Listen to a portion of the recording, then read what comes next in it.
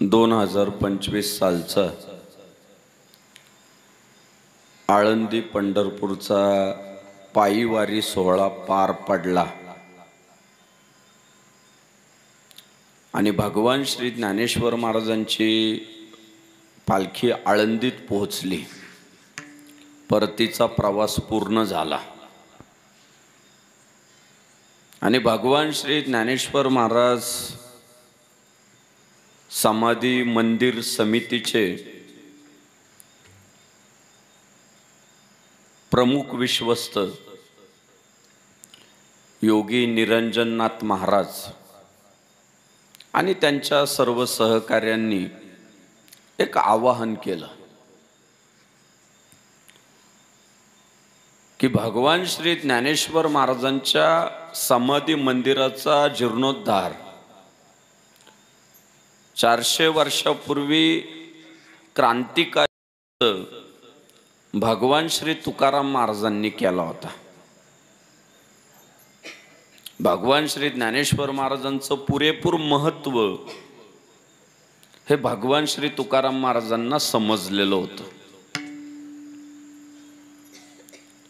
त्यामुळे मंदिर फार देखणं आहे आळंदीचं भगवान श्री ज्ञानेश्वर महाराजांचं। संस्थान समितीने आवाहन केलं की माऊलींच्या समाधी मंदिरावर जो कळस आहे तो कळस असा तसा असता कामा नये, कारण आपले ज्ञानेश्वर महाराज काही गरीब नाही। जयाचे द्वारी सोन्याचा पिंपळ, त्यांच्या दारामध्ये सोन्याचा पिंपळ आहे, मग त्यांच्या मंदिराचा कळस पण इतर धातूंचा असता कामा नये, तर तो सोन्याचाच असला पाहिजे। सोन्याचा कळस बनवायचा म्हटले भगवान श्री ज्ञानेश्वर महाराजांच्या समाधी मंदिरावर। किती ग्रॅमचा बनवायचा, किती तोळ्याचा बनवायचा? संस्थांना आवाहन केलं तब्बल 11 किलोचा सोन्याचा कळस आपल्याला बनवायचा आहे। 11 किलो म्हटल्यानंतर काहींचे डोळे मोठे झाले। 11 किलो काहींना ते अशक्य वाटलं, कारण सोन्याचे भाव गगनाला भिडले।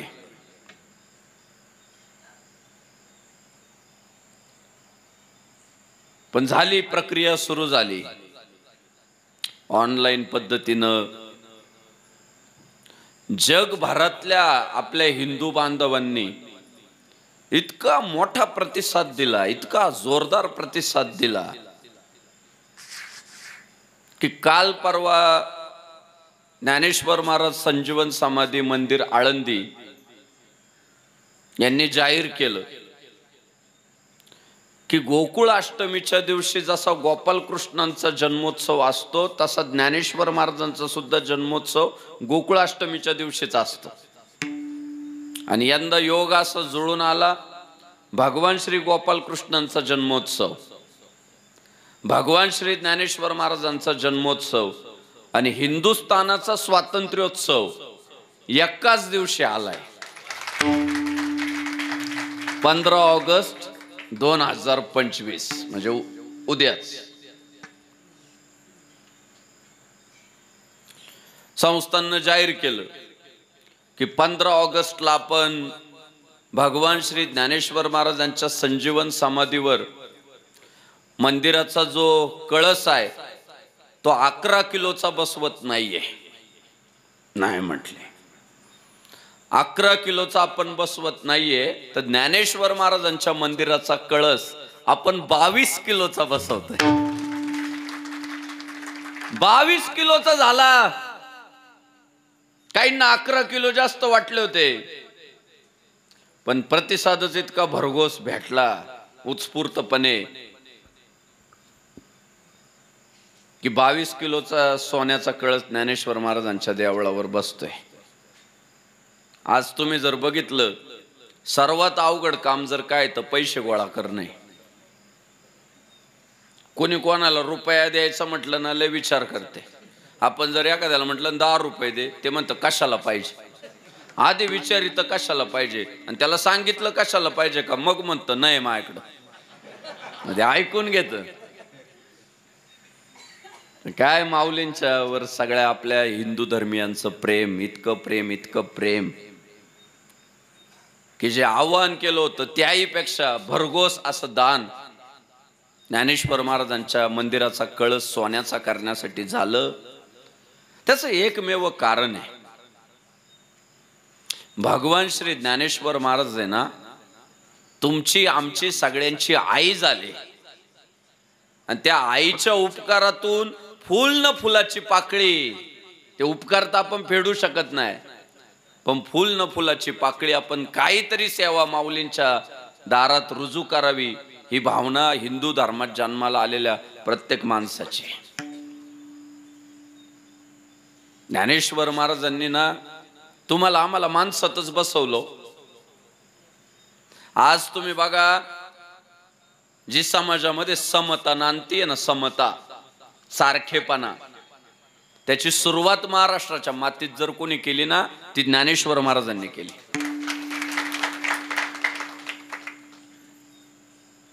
जातीयवादाला सुरुंग लावला, वर्णभेदाला सुरुंग लावला आणि ज्याला जे आवडेल त्याने ते केलं पाहिजे. जो जे वांछील तो तेला हो. प्राणीजात, त्याच्यात तुम्ही ठरवू नका समोरच्याने काय करायचं आणि काय करायचं नाही, त्याला स्वातंत्र्य द्या. आज आपल्याला जे दिसतंय ना की एखादं चपला शिवणाऱ्याचं पोरग आहे ना, त्याने जर ठरवलं ना मला निवडणूक लढवून सरपंच व्हायचं, वाता येतं, त्याला नेतृत्व करता येतं. एखाद्या मराठ्याच्या पोराला वाटलं मला चपलाचं दुकान टाकायचंय, टाकता येतं. एखाद्या न्हाव्याच्या पोराला वाटलं मला नारदाच्या गादीवर उभं राहायचंय, लोकांना कीर्तन सांगायचंय, सांगता येतं.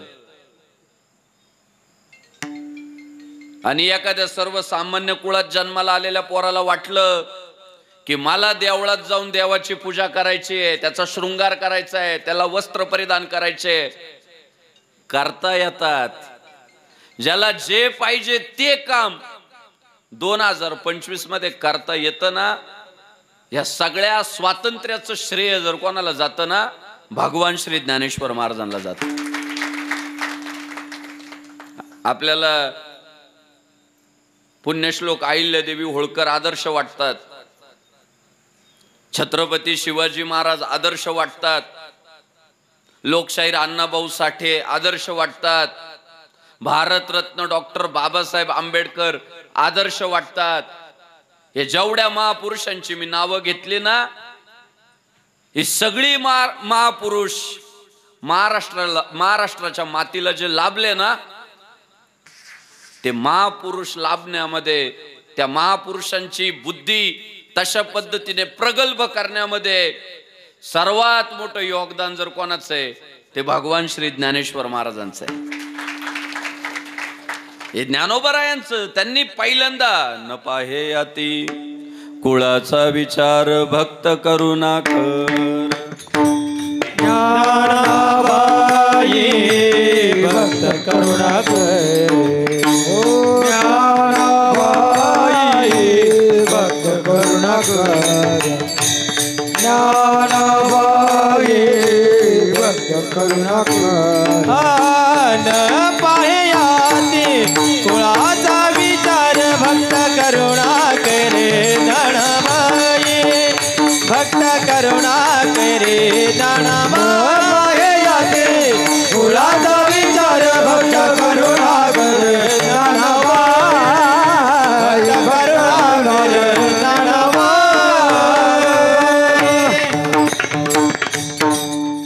न पाहे अति कुळाचा विचार भक्त करुणा कर ज्ञानाबाई.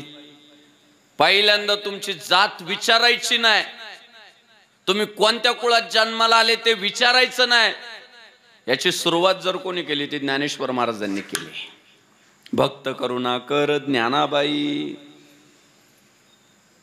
म्हणून यंदाच्या वर्षी आपल्या हिंदुत्ववादी सरकारचं सुद्धा म्हणणं आहे, 15 ऑगस्टच्या दिवशी मटण विकायचं पण नाही खायचं नाही, कारण हा त्रिवेणी योग आलाय व भारी. गोपालकृष्णाचा जन्म, ज्ञानेश्वर महाराजांचा जन्म, 750वा जन्मोत्सव सोहळा आणि स्वातंत्र्याचा पण उत्सव. एक दिवस फक्त मानताय बाबा, नका विकून नका खाऊ, असंही श्रावण चालूच आहे आपल्याला, बरोबर आहे ना. पण तरी काही गदडे म्हणतात आम्ही खाणारच. आणि वाईट याचं वाटतं ते हिंदू आहे, म्हणजे कौतुक केलं पाहिजे, कधी कधी खरं बोललं पाहिजे. मुस्लिम समाजाची तक्रारच नाही, ते म्हणतात ठीक आहे एक दिवस बंद ठेवू. पण आमचे जे हिंदू मधले जे हिंदू द्वेष्टे लोहे को लोहा काटताय, ते म्हणताय मी तर खाणारच बा. मग काय आता जित्याची खोड मिळाल्याशिवाय जात नाही म्हणायचं, बाकी काय. आपल्या सर्वांसाठी आनंदाचा तो उत्सव आहे, आपल्यासाठी ती पर्वणी आहे. उद्या सगळ्यांनी उपवास केले पाहिजे, घरापुढं सडे टाकले पाहिजे, रांगोळ्या घातल्या पाहिजे, भगवान श्री ज्ञानेश्वर महाराज, तुकाराम महाराज यांच्या प्रतिमेच्या पूजा केल्या पाहिजे. उद्याचा उत्सव मोठा आहे, तो आनंदोत्सव आपण साजरा केला पाहिजे. शासनानं सांगितलं प्रत्येक शाळेत पासायदान म्हणायचंय, वंदे मातरम, जनगण मन, राष्ट्रगीता बरोबरच पासायदान सुद्धा उद्या प्रत्येक शाळेत आपण घेतोय. वारकऱ्याच्या घरात तर झालंच पाहिजे ना, पासायदान तर झालं पाहिजे, पण एक 7-8 ओव्या सुद्धा वाचल्या पाहिजे. तर महाराज काय म्हणतात, नामा म्हणे श्रेष्ठ ग्रंथ ज्ञानदेवी, एकतरी ओवी अनुभवावी. आपली आई आहे ज्ञानेश्वर महाराज. तुम्ही बघा आज परिस्थिती अशी आहे, जिने जन्म दिला तिला सुद्धा तिच्या पोटी जन्माला आलेले सगळेच पोरं मरेपर्यंत आई म्हणतील याची खात्री नाही. जर संस्कार नाही केले मुलांवर चांगले, नाही घडवले पोरं चांगले, तर पोटी जन्माला आलेलेच पोरं नंतर म्हणतात तू काय केलं आमच्यासाठी. जर आपण संस्कार देण्यात कमी पडलो, जन्मदात्या आईला सुद्धा आई म्हणतील का नाही खात्री नाही, शेजारच्या बाईला म्हणतील का. बाकी काही असो, पण प्रत्येक माणूस स्वतःच्याच आईला आई म्हणतो, कशी असू द्या, काळी निळी पिवळी कशी असू द्या, पण आपल्या आईलाच आई म्हणतो. शेजारची बाई किती देखणी असली तरी तिला आई म्हणतो. लय देखणी असेल तर आंटी म्हणल, पण आई नाही, आई नाही. महागडा शब्द आहे बरं का साहेब, आई. पण 700 वर्ष झाले, 750 वर्ष झाले. एक मुलगा आळंदी क्षेत्रात जन्माला येतो, 16व्या वर्षी ज्ञानेश्वरी सारखा अद्भुत ग्रंथ सांगतो, 21व्या वर्षी समाधीस्थही होतो. पण 700 वर्ष उलटून गेल्यानंतर सुद्धा समाजातील तळागाळातील, वाडी वस्तीतील आणि मुख्य शहरांमधली सुद्धा माणसं त्या 21 वर्षाच्या मुलाला माऊली म्हणतात. हा जगातला सर्वात मोठा चमत्कार. का त्यांनी कष्ट घेतले हो, त्याचे माझे हित.